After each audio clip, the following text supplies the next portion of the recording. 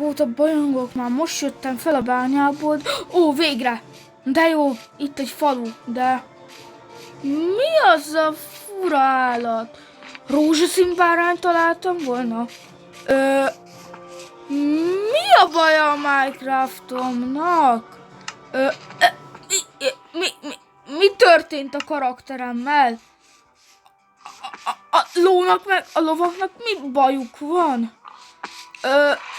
Szerintem a Mojongnál valami frissítést kéne létrehozniuk. Mi? Falusi, mi a bajod? Falusi. Szóval inkább menj el. Te, biztos csak ez az egy falusi volt ilyen bagos. Ha egyáltalán bagos.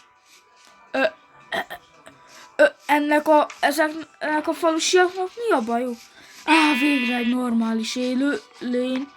Lovacska, mit szívtál? Na, ez a macskának semmi baja, csak a lába a szájába van. Oké. Ennek sincs semmi baja, de... Mi van a játékomban? Kérlek szépen segítsetek rajtam, vagy különben letörlöm a Minecraftot. Sziasztok!